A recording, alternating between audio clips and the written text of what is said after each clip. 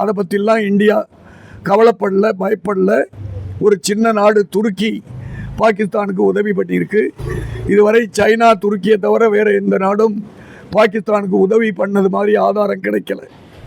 இந்த சிந்தூர் 1, சிந்தூர் 2ஓட இந்த தாக்குதல்கள் நிறுத்தப்பட வேண்டும்னா இது பாகிஸ்தான் கையில் தான் இருக்குது. அவங்க மீண்டும் தீவிரவாத தாக்குதல் எங்கேயாவது சீண்டலோ நடத்துனாங்கன்னா இது தொடரும்.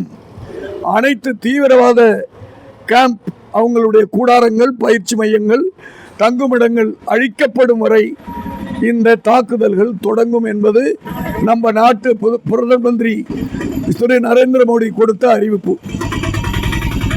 ஆகவே நாட்டு மக்கள் யாரும் பீதியடைய வேண்டாம், அவங்களுடைய பாதுகாப்பை பற்றி கவலைப்பட வேண்டாம். அனைத்து ஏற்பாடும் மத்திய அரசாங்கம் செய்திருக்கு.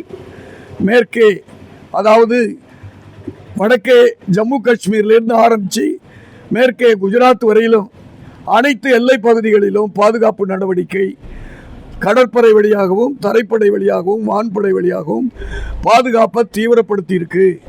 அதனால் பொதுமக்கள் பீதியடைய வேண்டாம், பயப்பட வேண்டாம். ஆனால் பாதுகாப்பு படைகளுக்கு இதுபோல் போர் நடக்கும் பொழுது அவர்கள் தங்கியிருக்கிற பின்னணி கேம்பில் செக்யூரிட்டி, அவர்களுக்கு வழங்க வேண்டிய பொருள்கள், இதெல்லாம் எடுத்து செல்றதுக்கெல்லாம் எப்பொழுதுமே உதவிகரமாக இருந்து உதவி செய்கிறது பொதுமக்களும் முன்னாள் படை வீரர்களும் செஞ்சுக்கிட்டு இருந்திருக்காங்க.